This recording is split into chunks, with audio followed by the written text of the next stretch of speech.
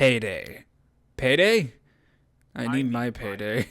Payday 2 needs no introduction. It's one of the largest, most influential co-op games of its generation, which along with its partner in crime, Left 4 Dead, helped define what a cooperative shooter was, is, and should be. Payday 2 still stands as a juggernaut of the online team-based PvE shooter, lasting over a decade with content updates such as the Espionage and PUBG weapon pack added just a week ago, and nearly eclipsing most of its predecessors and successors that have tried to take it down. That includes its own publisher, Tribe. God bless their heart. But because of its legendary standing, a lot of people have simply decided to anchor down to this game hard, only venturing out to maybe one or two games their friends play or heard about online, meaning most players have never experienced the original game in its former glory.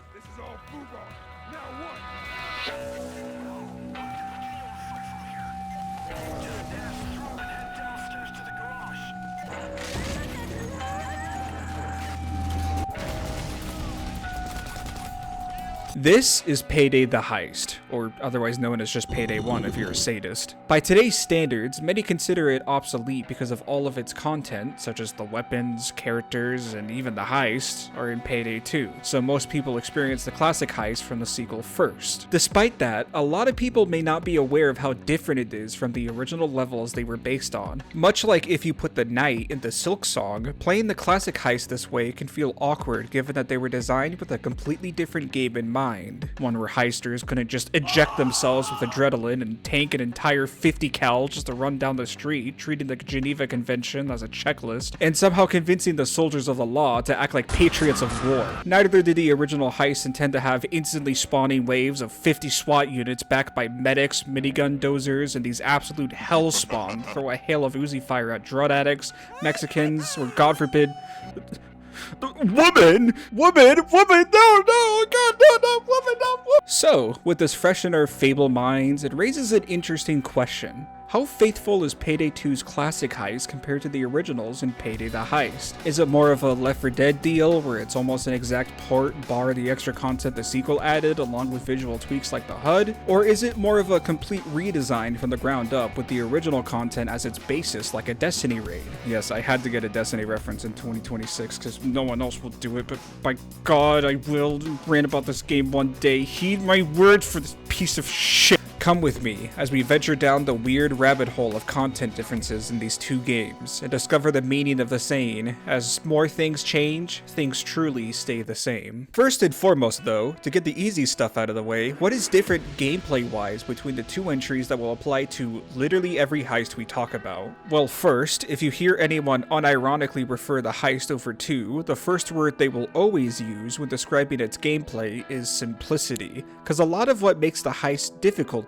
was the limitation of options rather than how you choose from a vast amount of them. In other words, there is way less to play with compared to Payday 2. No skills, no perk decks, no throwables, no melees, no weapon modding, no pre-planning, almost every gun is gutted, and you're stuck with the original 4 heisters. That's Hoxton, by the way, not Houston. Instead, the heist has both personal and crew bonuses that are unlocked through the game's version of levels, granting perks such as more ammo, health, hog ties, or just the ability to interact with things faster. Wow, how exciting! As if you thought drill skills in Payday 2 were annoying. The game did have one thing going in its favor though, and that's having the pistol as its own separate weapon slot, allowing for 3 weapons as opposed to the 2 weapon system seen in Payday 2. This leads to weapons filling the roles that we would otherwise cover with skills or perks in Payday 2, and the meta ended up being quite stagnant because of it. Wanted to clear a shield? GL40. Wanted to clear specials?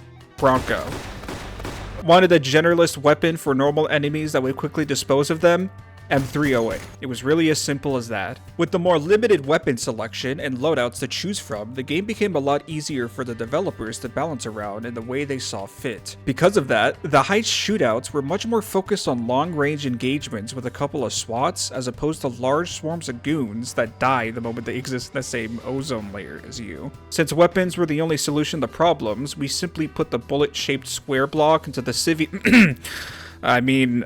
cloaker-shaped square hole. Speaking of the specials, the original 5 specials in the Heist are also quite different compared to Payday 2. By different, I mean instead of filling a specific role you would have to counter, these motherfuckers are goddamn super soldiers being able to just completely destroy entire runs single-handedly. Tasers are now armed with electric shotgun shell versions of tasers, and although they still make the tase sound when ready to stun you, they can just spam the absolute hell out of that stun until either one of you drops cold, making them a huge pain in the ass to deal with. Snipers don't have the laser while aiming and only appears after they fire, meaning you usually won't be aware of where they are until they've taken most, if not all, of your health away. And cloakers are just goddamn menaces. They don't smoke like in Payday 2, and neither do they charge you or make the iconic cloaker run sound. They just JoJo walk towards you and instantly beat the shit out of you if you get in their melee range. Shields and bulldozers are about the same though, thankfully.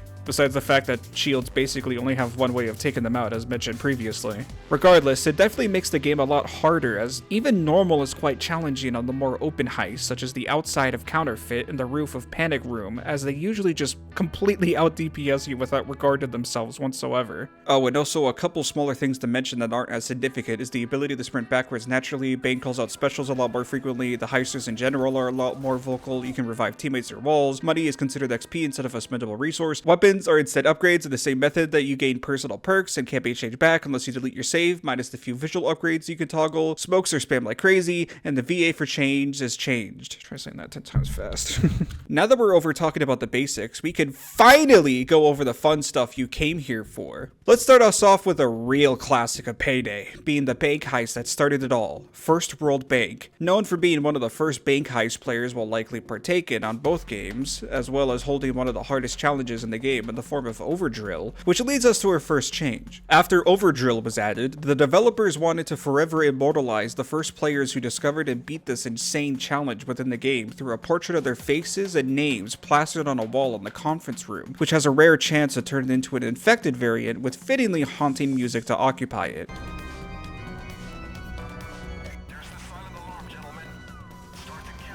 This is obviously just completely absent from Payday 2 being replaced with an empty projector for whatever reason. The look of the bank itself is surprisingly familiar, minus the obvious use of Payday 2 assets instead of Payday the Heist ones. Assets such as the ATM models at the entrance, so you can actually break into them via an ECM or a saw in Payday 2. 2 also has randomized layouts for the bank, meaning it can be a one-to-one layout from the Heist, minus the addition of the security office for reasons we'll go into later, and this extra hallway that exists for whatever reason, because why not? It could also be nothing like the Heist at all, and basically be completely inverted where the drill is on the right side of the building instead of the left, and the printer could be on the left side of the building instead of the right. The speech the bot can give during the heist is ported over with some changes, either due to the VAs being different like chains, or because it's a completely different heister given the speech. The windows, for whatever reason, on the original were refined with the finest Flex Seal material to have ever graced this earth, making it not impossible to break, but so hard to break that it might as well be invincible. This was obviously changed in Payday 2, along with the addition of SWAT vans at the entrance that can have sentries to further dissuade you from touching grass. The objective for using the laptop has its context changed from deleting security footage of your break-in to disabling a magnetic lock that the drill can't break through. I guess maybe they thought it didn't make sense to want to clear the cam footage, or thought the lock idea maybe made more sense? I have no idea. Speaking of the drill, the lock no longer needs a tiny drill that takes its sweet time to break through, but instead needs this absolute Goliath of a drill to break through, and somehow takes the exact same amount of time to breach, so it wasn't even worth the effort to bring it. Bulldozers on higher difficulties also hide within the vault itself to jump scare you, and the amount depends on how high the difficulty is, capping out at 4. Fur dozers are pretty scary, so why not engage in the biggest change Payday 2 offers the First World Bank by being able to stealth the entire heist. Changes like this are usually what people want when content is ported over, as its additional objectives and activities the players can do if they want add something new to do while not taking away what made everything special about the original. I would argue stealth is pretty boring and it takes away the fun of First World Bank and by extension all Heist, but to each their own I suppose. Are the new objectives at least fun? Most people would likely have an answer to that question already, but for the sake of completion and clarity, let's quickly go over it. Grab a stealth build from YouTube, put a miraculously illustrious outfit on, and quietly stalk the bank manager man until he's in a spot that he could be dominated from without anyone looking. Take his key card, and now the heist changes, now requiring 3 electric boxes, usually on the 2nd floor, to be disabled before you can enter. You need a code to enter the vault doors, so skulk around the office area and search through every computer to find that code. Taking out the camera operator from the security room mentioned earlier makes this entire process a lot easier, especially on higher difficulties where the cameras can't be shot. There's now an insider who will call off the guards from the vault door and allow you to input the code to open the vault. Sneak inside and steal 2 more key cards to deposit it into both the security room and actual vault door within a couple seconds of each other. Once the doors open, you can now experience the second biggest change to Payday 2 and by far the worst change the game has ever made. That was way too loud. In the original heist, once you made it to the vault, you could simply hold F for a while on the money bags and then simply make your way to the exit. Now, however, every single individual stack of cash gets its own individual bag that has to be manually taken to the exit. Payday 2 adds a vent nearby the vault that dumps the money near where the dumpster truck will be, so the process is much more expedited compared to some other heists we will be mentioning later, but still annoying all the same. When you're on loud with a full squad, this process is mildly annoying at best, simply taking time away from being able to do the fun stuff. But playing alone on stealth, having to move each and every single bag, one by one, to the vent, without getting caught, all the way from the vault, can take some time. It's so boring.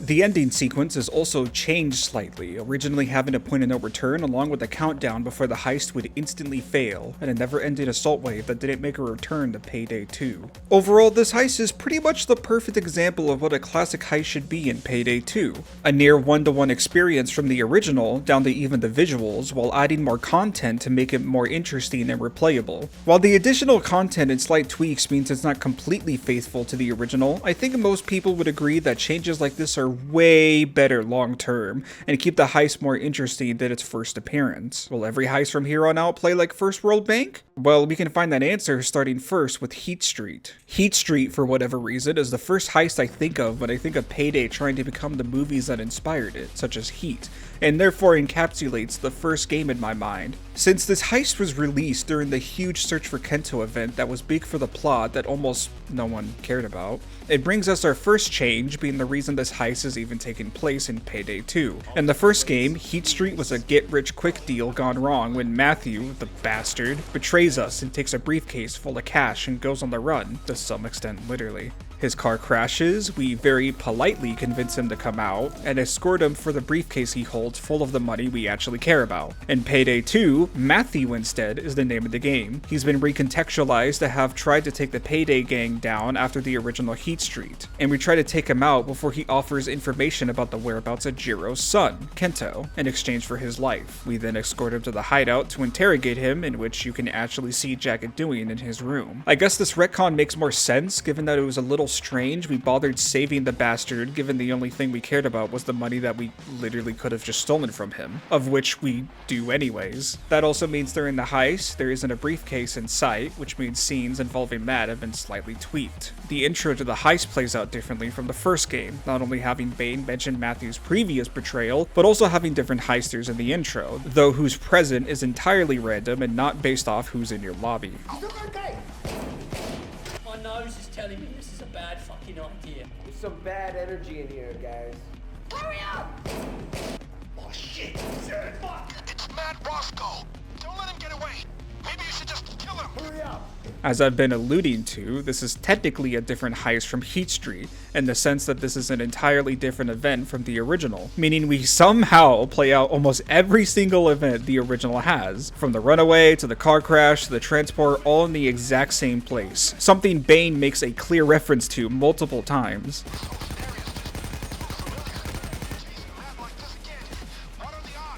Locke is also present in the heist, offering us the contract instead of Bane, and tries dispatching a driver named Eddie who, go figure, is chased by cops, shot, and then crashes their car in the exact same spot as Bruce. A stupid detail that was ported was the tires on normal cars can be shot and deflated, but only on normal cars and not the SWAT vans, likely since those are Payday 2 assets and not ported from the heist like the normal cars are. There's some extra pathways that were added in Payday 2, I imagine both to give more cover and to help make it not feel like literally moving in a straight line like in the original. The jerry cans spawn before their objective is on, meaning you can actually grab them beforehand, unlike in the original, where you needed to wait for the objective to pop up before they would spawn. Alternatively, for whatever reason, you can wait up to 30 minutes here, like with the Overdrill challenge, and Matt will just surrender himself to you, granting you an achievement for the trouble. And yes, I actually bothered doing the achievement. By doing the achievement, I mean sitting in one of the containers and watching Germa clips while stuffing my mouth while the bots and converts do the hard work for me. I want to make him yellow. Can I? Oh wow. But I can make red. Yeah, you got him, guys. Barrels. Get him. Yeah, alright. So Woo! fuck around down Yeah! here. Completely worth it, by the way. There's an extra dozer that has a special spawn near the gate you have to open to escort Matt that isn't present in Payday 2. That, or I'm just unlucky as all balls, or extremely lucky depending on how you look at it. What is present though are more SWAT turret spawns, notably in the final arena where it can be a huge pain in the rear since it'll constantly fill your behind with lead until you take it out. God, I love script writing. Bile is sent as the helicopter evacuator instead of Alex, which is another theme that'll appear in multiple heists. One thing I can't confirm myself, but seems to be true, was the helicopter not being able to move in the second game. For whatever reason, the original had a chance for Alex to just dip and leave you for a bit before he finds a new spot for you and Matt to evacuate to, which is something I literally did not know about until making this video. I tried getting it to work on Payday 2 to no avail, so either it's harder to trigger or the simple answer is that it's absent. Oh, and also there's a ton of posters spewed around the map, and collecting all of them grants you the Zookeeper achievement.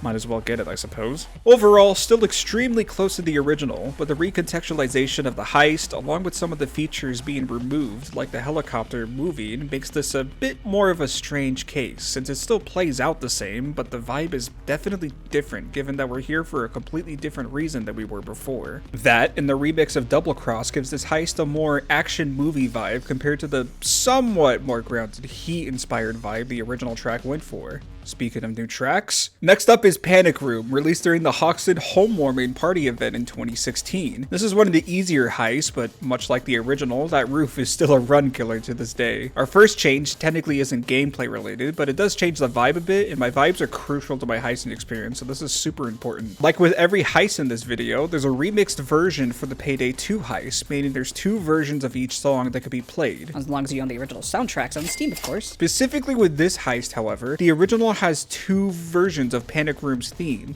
I have no idea if this was related to the soundtrack they released, since they had Simon make new music for the game, given that the original composer left Overkill, and therefore needed their songs replaced as they didn't have the rights to his music. But from what I'm aware of, Simon composed the original Panic Room music, so I'm not really sure why they made a new version again for the heist. That's ignoring the remix version for Payday 2 is dramatically different sounding from the original tracks, so it just makes it weirder. There's basically 3 tracks of the same song that all sound different, but the same. I know this isn't really a difference between the two games directly, but where else am I going to be able to mention this? Chavez is now a mini-boss instead of a complete pushover. He was originally just a civilian, not even posing a threat like everyone else in the building, but instead just runs away and drops the keys the same way the boss manager does in the First World Bank. Now, however, he comes prepared with a ballistic vest and akimbo Shimano pistols, ready to shoot anything that moves, cause his mama ain't raised no bitch no more. Bots can inspect the vault like in the original, with the only changes being their lines, if the VA is different, or if it's a different heist you're inspecting it, same as the First World Bank speech. While you're waiting for the saws to finish, why not roam around the building, collecting the newly added stacks of drugs that are baggable and can be deposited to a pickup truck that appears nearby once you obtain any of the baggable loot in the heist. One such loot you can also find around the building is the toothbrush.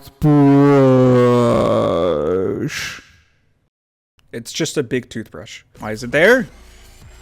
I mean, why else would you have a giant toothbrush? There's even an unused voice line by Bane mentioning the toothbrush directly. What the hell is that? An enormous toothbrush. I could really use something like that. Hey now, that's a big toothbrush. Can I have it? Oh, that's a big toothbrush.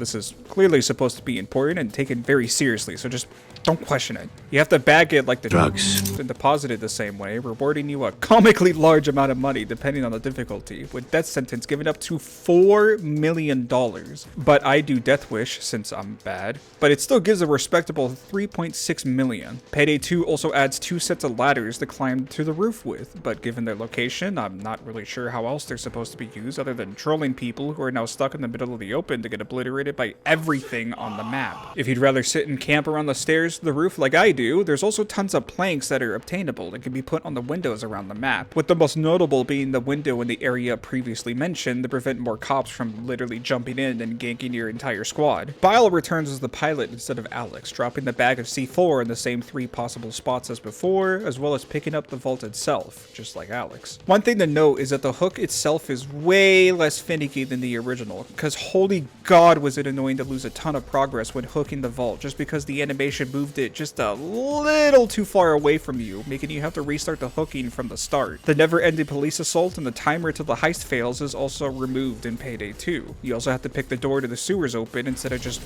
blowing it up. Surprisingly, not a lot of changes on this one, given that there was a ton of potential to make the heist easier or harder with the changes that Payday 2 introduced into its gameplay. Nah, it's still just same old panic room. Saw vault, suffer on the roof, get out. Simple as. Some will argue this is what the ports of the classic heist should be, given that there's almost nothing changed aside from small quality of life additions and added content like the Chavez boss to objectively make the heist better, and holds up the spirit of what makes the heist unique, down to the experience of the hell that is the roof. Just don't ask those people what they think of the toothbrush, they might get a little angry. Now on the Green Bridge, another heist added during the Search for Kento event, which, yes, brings us our first change being another recontextualization, retcon, whatever you want to call it. Again, since this was released during the Kento event, most people expected this heist to turn into Kento Breakout, with us bailing Kento out after Matt gives us the info on his whereabouts. Nope, it's much lamer than that. We still do the whole heist again, like with Heat Street, also being nearly one-to-one with the original, just that the prisoner we break out isn't some Chinese guy, but rather a Yakuza member named... I'm gonna butcher the fuck out of that name. Oh god. Kazuo? Kazu... Dude, I suck with names. Hold on. Just say the name, dude. You're looking at how to pronounce the name of this British. Wait, what is this? You say his name? Kazuo Ishiguro. Kazuo Ishiguro. Or in English, Kazuo Ishiguro. Okay, a Yakuza member named Kazuo, who has information on the whereabouts of Kento. Yes, 2 heists dedicated to escorting people who maybe, potentially, possibly, by chance, perhaps, per shits, knows where Kento is. It really is this lame. The intro to the heist is also lamer, being voiced by just Bane instead of the heisters. Okay, stay low, everybody. Detonated in 4, 3, 2, cover. I know it's because the original VAs were likely inexperienced, so they wanted to change it to sound better, but Dallas's performance honestly still popped off pretty hard, at least to me. Okay, stay low, everybody. I'm detonating. 4, 3, 2, cover, ignition.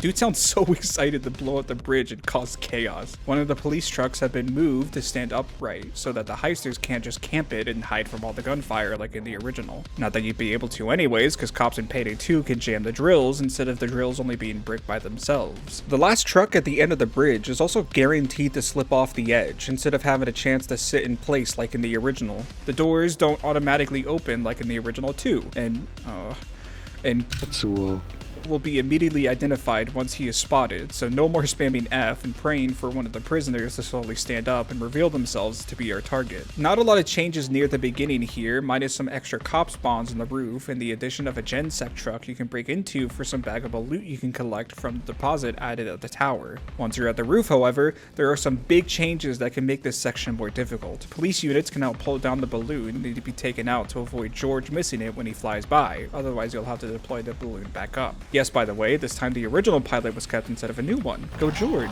There's also an attack helicopter that spawns that can move all around the roof that basically is required to take out if you don't want to keep inspiring your other heisters. Helicopter, helicopter.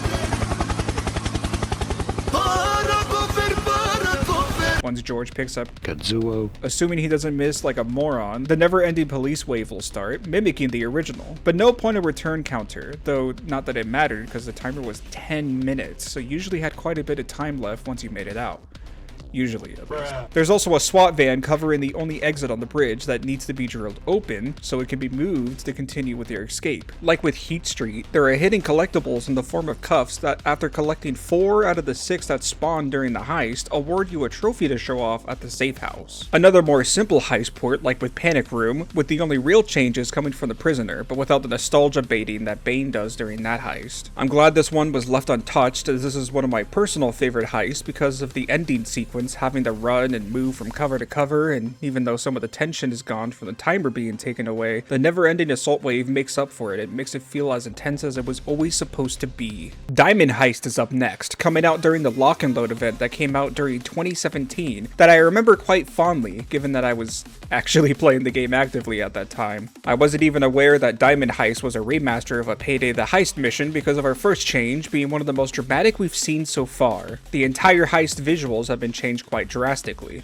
Before, the remastered Heist would use different textures, or use Payday 2 assets at the very least, to make it stick out more, but none of them have had quite the drastic overhaul that the Diamond Heist has. From the front, where the helipad was changed into a hangout with a statue of a very womanly woman in the middle, a fountain being added next to the vault doors, more civilians being added in the party floor, with one that looks like Connor Shaw, if anyone remembers when they did Payday content, and many more smaller details added all over to make the heist look more detailed and unique. The heisters themselves are also different, donning a more tactical military-like uniform rather than the slapped-together black shirt and Kevlar from before. This is a bit strange given that the Legacy tactical uniform was added to the game sometime after outfits were added, and yet this heist still uses the new uniform for the heisters to wear instead of the one that was obviously taken from the first game. I guess they didn't want their work to be in vain, and it sort of fits with how visually different the heist itself is from Payday the Heist, but just still a weird anomaly.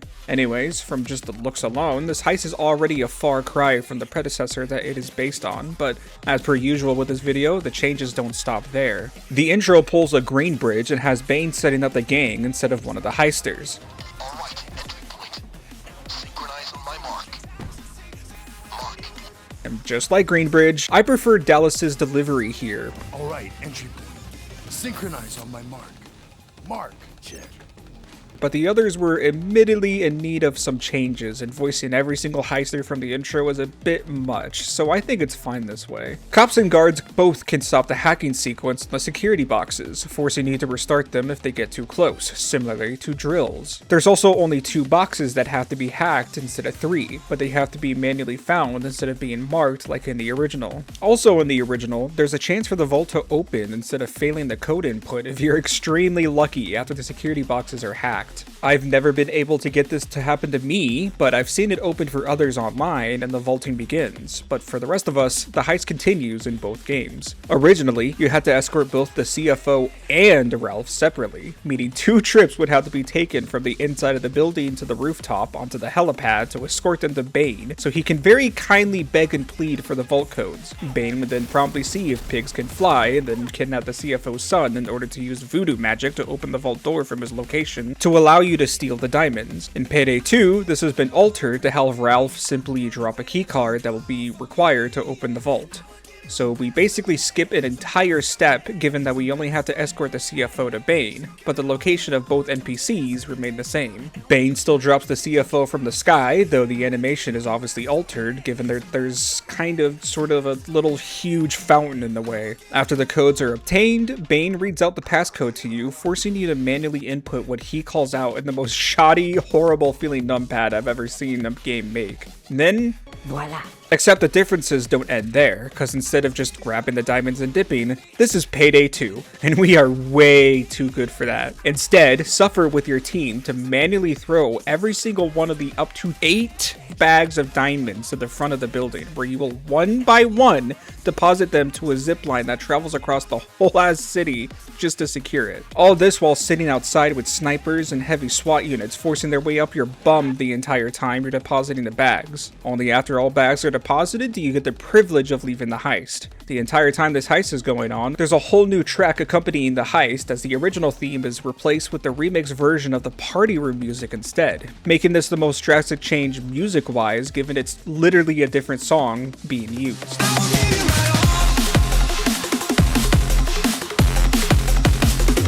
I can't complain much though, because this song slaps. That was a lot of changes for just one heist, but we're actually still not done with this heist. In fact, we've only covered half of the changes, because now we get to talk about stealth. Diamond Heist was originally the only heist in Payday the Heist that was stealthable, and it was clearly built around that intention. I could sit here and talk about all the minute differences about the two games, but I know people despise when I cover information that they are already cleanly aware of. I'm sure there's some irony here in that you probably already know how to stealth this heist, so you're going to be hearing stuff you know anyways. So for this section, just know that the general mechanics of Payday the Heist's stealth is significantly more primitive than Payday 2's. No cameras, no camera room, no pagers, no domination, and hog ties, and whatever else. If anyone was shot and killed, alarms were raised instantly and the heist went straight to plan B. Guards also took a lot longer to spot you, and there wasn't a detection meter or indicator to know whether or not they could see you, so most of the time, rushing was the play. With that in mind, we can start talking about the specifics of the heist, which is the part you actually care for, being that stealth in Payday 2 was slow to a crawl. The original had you simply hacking 3 security boxes that were highlighted around the map that guards couldn't see. Once they were hacked, you inputted the code Bane obtained and can instantly start robbing the place, assuming the game didn't decide to randomly break your run and sound the alarm anyways, forcing the heist to go loud and usually ending in a reset. There wasn't a way to break the glass quietly, so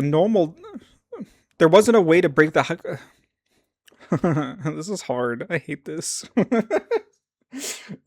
There wasn't a way to break the glass quietly, so normally the heist goes straight to plan B, where SWATs would instantly invade the vault and fill you with lead, which was painful solo, because the bots would always stay near spawn during stealth like with Payday 2. So you were alone holding out an entire army by yourself. Because of that, people found that you could delay the SWAT spawns by alerting the guards early, to which guards would roam and take place of the SWAT while they would take their sweet, sweet time spawning. This led to some insane speedruns of people running straight to each box, hacking them, and going straight to the vault, shooting the roof while the doors opened and waiting for the alarm to sound in order to steal the diamonds and instantly run to the exit point to be picked up in just under 2.5 minutes as my personal best time. Others have managed to bring the time down to under 2 minutes by timing the alarm setting off with the last box hack so they can go straight to breaking them without a care in the world. Any percent obviously allows glitches, allowing the fastest time nearing the minute mark by abusing a wall clip at the start to walk straight to the vault at the beginning of the heist. Extremely fun to watch and try yourself. Payday 2, as mentioned before, makes this process a whole lot slower though. There's now only 2 security boxes instead of 3 that are needed to be hacked, but now do not give the code like in the original. Instead, the password is given by these laptops that are just left in the open for you to write down on a separate monitor.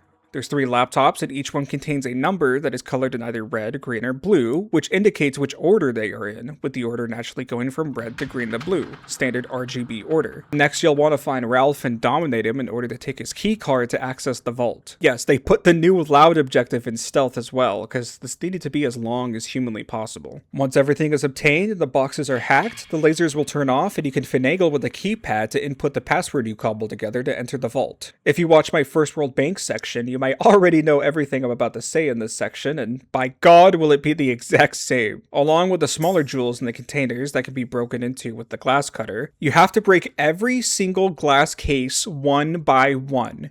You then need to bag the diamonds one by one. You then need to travel with the bags all the way to where you spawned. Are you joking?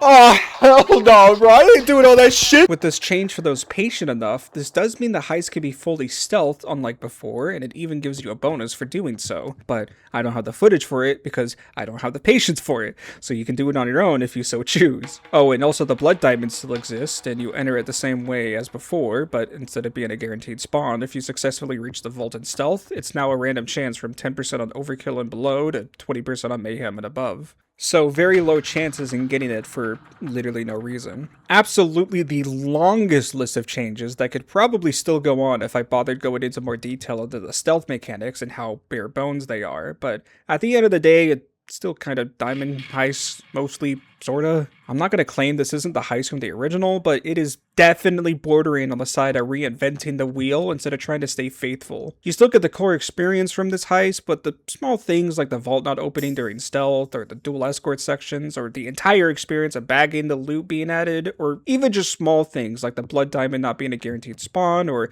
hearing the chatter between the heisters and Bane while you skulk around the building. It's different enough to annoy me, because it's certainly not the same heist from the first game, but it's not different enough that I would call it a remake. Whether the changes are a good or bad thing are naturally up to personal taste, of course.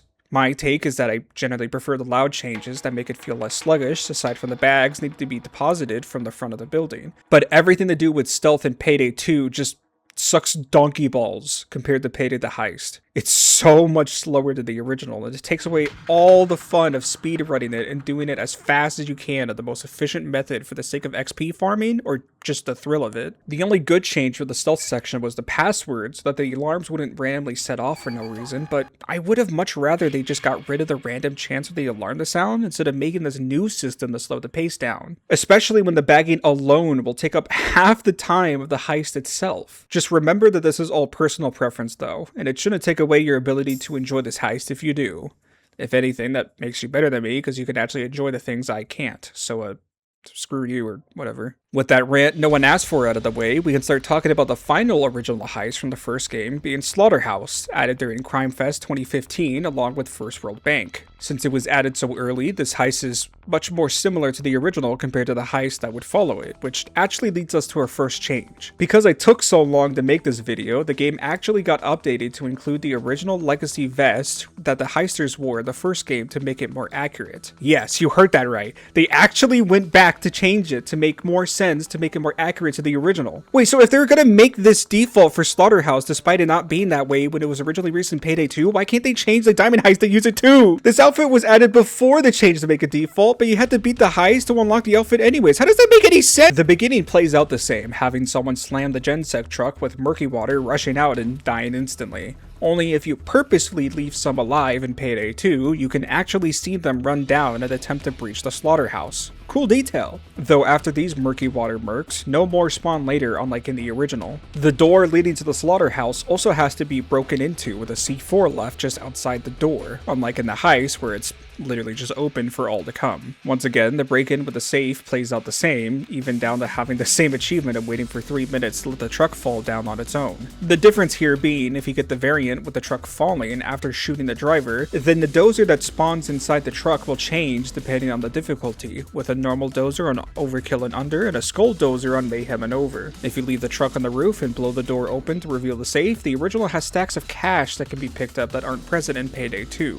What is present are 2 new additions. Firstly, there's a key card that can be used to close one of the garage gates and thus disable one of the police spawns. Secondly, the weird addition to this heist is Vlad randomly deciding to exist in the heist and belligerently demanding for a marked pig with a big X on it that could be scored for a decent sum of cash. Nowhere near as good as the toothbrush though, my goat. The largest change, in quotes, follows the other heist and the loot being baggable, with there now being 8 bars to transport instead of 4. However, the original actually played out much closer to Payday 2 in this case, as you still had to manually drag the bags over to the containers just like in Payday 2. So the only real change is how many of them had to be escorted. Because of the number of bags literally doubling, they had also made the conveyor belts actually movable, meaning you just have to dump the bags and continue firing at your leisure against cops and SWATs just doing their job until the second belt is done, which technically means to some extent that this is easier than the original, given that you only have to make the trip across the no man's land instead of the entire heist. But that trip also has to be taken twice, since you have double the amount of bags to deposit. The lever to control the crane needs to be pulled first to close the containers, unlike in the original, which closed the containers the moment the trap was set. Jerry cans, like Heat Street, can be obtained early before the objective demands their presence, so you can grab one while the drill is working on the safe, and drop the can on the ambush spot without needing to double dip into the slaughterhouse again. Once the crane deposits the container, the escape sequence starts, without the point of no return and extending the length of the escape sequence, now requiring you to follow specifically blue containers that have to be opened in order to escape.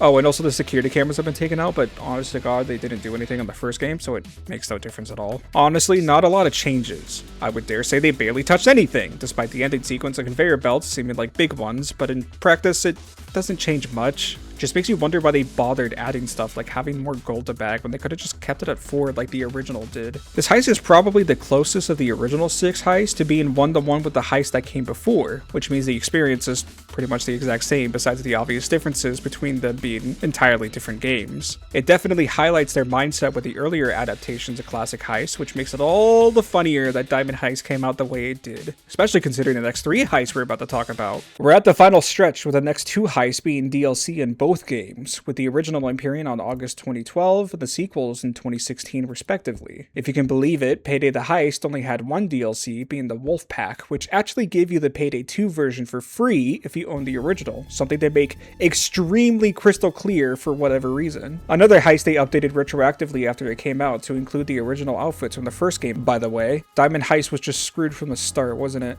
Firstly, the entire stealth portion, meant to buy you more time before Plan B kicks in, is still at play here, with a single addition of a home phone that will buzz at random. Unlike in the original, you can actually pick up the phone and have Bane stall the caller, buying more time before cops show up and having to be disposed of. Otherwise, it's the same old time kill to hold off the horrible outside fight and watch the newly added grill burning itself to death, or just chilling in the kids' room with the Left 4 Dead infected figures that were surprisingly ported over until you can get into the basement once the circuit breakers are hacked. Speak of, they actually can't break without manually being tampered with by cops, meaning they usually are a one and done without a real need to look at them. Unless you want to look at them and see... Oh my god. White Mesa.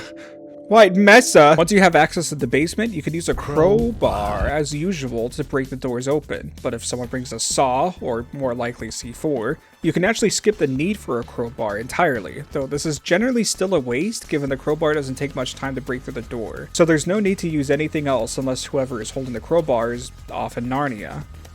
Or, I guess, Agartha? That's what kids like these days, right? Once the basement's broken into, surprise! Payday 2 adds C4 planted all over the wall that must be defused for another objective involving the printer machine we'll be discussing later. Even if you don't plan on being in this heist for over an hour, it's still a good idea to defuse them, as if you don't...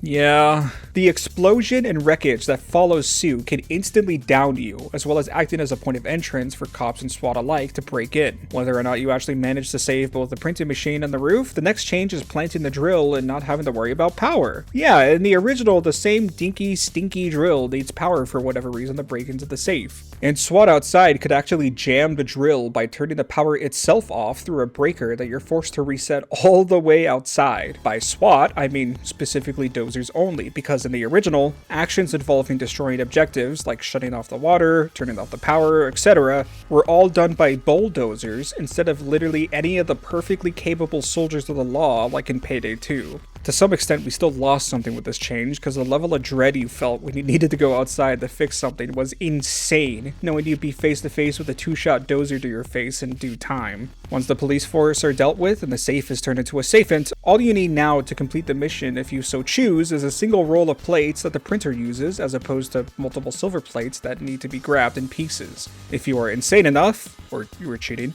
one of the biggest additions of this heist has finally came into play, that being taking the name of the heist literally and creating Counterfeit of your own, ironically making this heist a counterfeit heist of cook-off. There is printed material inside wooden boxes that need to be broken into with crowbars to feed the machine. Plug in the silver plate and play to your heart's content, assuming you and everyone else in the lobby don't go down trying to hold down the fort. Bag it off the pile once you're done and head down to the sewers that now has a functional ladder.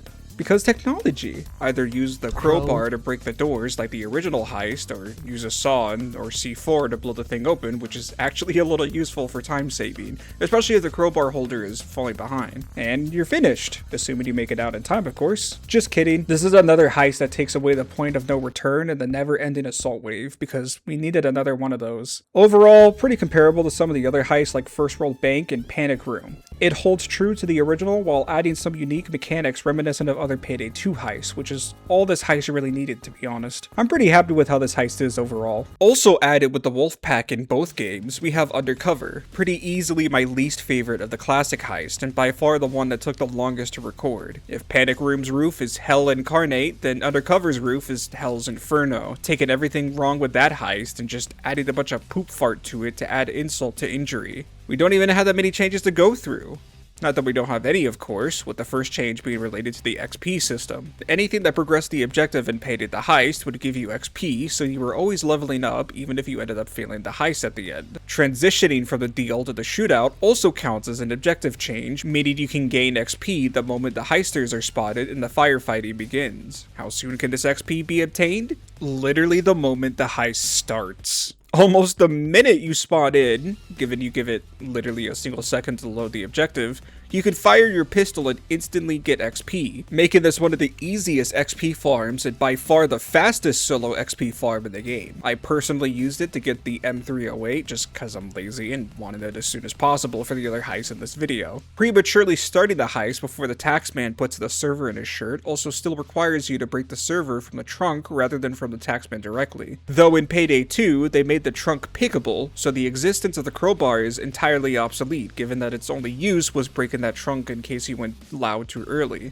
A small detail I just want to throw out here, because I don't have anywhere else to put it, is that both games have destructible railings. Not really important, but just thought that was cool, so yeah. The boards all around the heist are also, at least from my experience, significantly stronger than in Payday 2. Given this was the only heist in the original to use them, they likely wanted to show them off with the existence of the prep time and windows and vents being plastered everywhere for you to use them on. I kid you not though, the only time they ever broke during the original was when I shot them myself with a grenade launcher like a moron, and made it 10 times worse for myself to survive from the city population of snipers that try to take you out. Speaking of the GL40, the trailer for the original Wolfpack showed the GL40 being able to break walls, which was something most of the heists didn't seem to account for. But since the trailer showed Undercover having breakable walls, I decided to try it on Undercover, thinking if this didn't work for the other heists, this couldn't work here, right? It actually does, amazingly. And checking if it works in Payday 2 gives us our next change, in that they actually made it easier to see which walls are breakable, given that they have new textures to indicate how fragile they are. If you already knew about this change, it's likely because you didn't know about it beforehand and shot them by accident and probably failed the heist, which, hey, happens to the best of us, man, I get it. If you don't want to use a grenade launcher to cause explosions, Payday 2 has you covered, as the heist is littered with brand new explosive barrels that can take out SWATs with ease, making this heist a lot more bearable when you're being overwhelmed with cop spawns, given that they can come from multiple angles, unlike something like No Mercy that is just a single line of no man's land for the cops. Cops, speak of, can now attempt to stop the hack themselves if they're near the computer, and can still turn the power off manually, which could honestly be a run killer if said boxes are turned off on the roof, otherwise known as the hell spawn of snipers. The snipers can also spawn on more rooftops, meaning they can completely surround you as if they weren't bad enough. A lot of the speeches in the heist are similar, or usually just one-to-one with the original, mainly since every character, including Alex, as the pilot, retained their roles this time, likely to retain some funny lines of dialogue from the first game.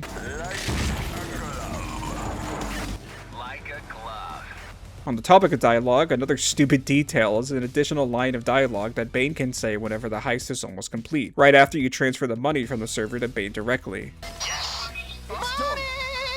Money, money, money, money! This seems to be exclusive to the console port, as every single clip of it I've seen has been on the Xbox or PlayStation version of Payday 2. So if this is your first time hearing it like me, know that you aren't crazy, and you are in fact a sane individual who could be trusted alone with a firearm. Lastly, the door to the helicopter exit has a lock that has to be shot in order to be opened instead of being opened the moment the money was transferred to Bane. How daring. Not too many changes both to Undercover and Counterfeit, with Counterfeit receiving more direct additions than Undercover, so this heist plays out pretty much the exact same, especially since the same characters are at play here. The only real noticeable change or addition or whatever is the explosive barrels, but once they're used up, it's back to the same old Undercover. If anything, it's harder given more snipers can spawn, and the planks, which, mind you, was the entire gimmick of this heist, is extremely vulnerable now and basically makes no difference. So now the heist is more unbearable than it was before. Not that you'd want to be playing this heist very often, because why would you be playing this when you could be playing our next heist instead? Last, but certainly far from least in most people's eyes, is No Mercy, being the first heist out of the Payday the Heist after its release, and the final classic heist out of the Payday 2.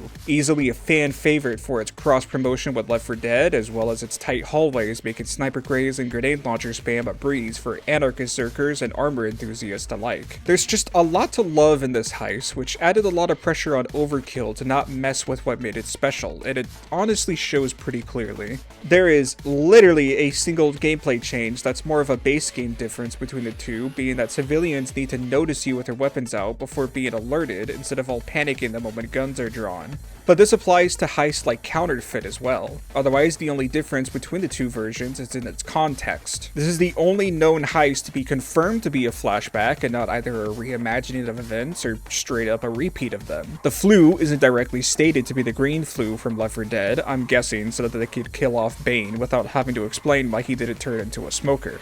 Sorry for the spoiler, by the way. Lastly, Bile picks up the gang at the end sequence instead of Bane himself.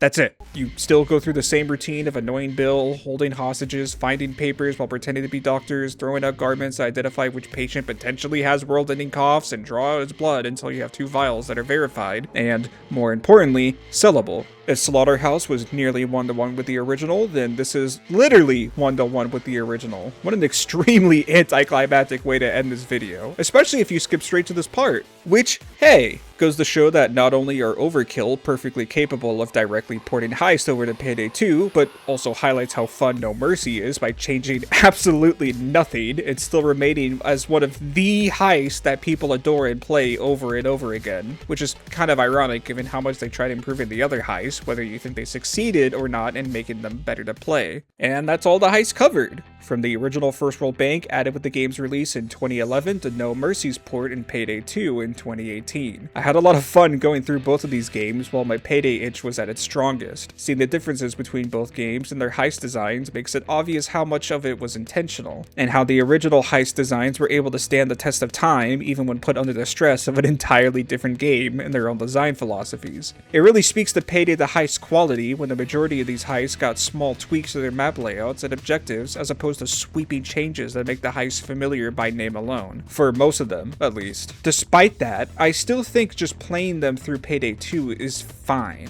The only heist I would consider straight up better in the original is Heat Street, Diamond Heist, and No Mercy, as these stand in my mind as the Payday heist to play, with Diamond Heist in particular being more notably downgraded when playing it in stealth through Payday 2. If you aren't interested in playing these heists as originally intended and just want as many toys as possible to mess around with, then Payday 2 still stands as the best way to play them, and you aren't missing many core elements that weren't ported to the sequel. But if you want that authentic experience that the designers originally worked around and can appreciate smaller details, especially concerning heister conversations between each other, then those 3 heists stand out to me as the de facto way to play on that ancient EXE that everyone seems to forget exists. The fact that I'm only personally recommending 3 to play on the original also speaks volumes of the quality and care they put into porting them to Payday 2, as they usually are still objectively the best way to experience these heists, even if they weren't designed with all the mechanics Payday 2 had in store. It stays true to what they wanted to achieve while naturally implementing the new stuff in a way that doesn't intrude on the original vision, or at least not in ways that would massively change the intended experience. The real question now would be if their next ventures will still hold that trophy steadily. What are the original heists going to look like in Payday 3? I don't know, because I don't own it. What will the heist look like in Roblox? I don't know, because they got rid of it. What will they look like in VR? Wait, what? The game hasn't even come out yet. What will it look like on a phone? The game didn't even have any original heist. That game was shut down a while ago. What would the game look like if it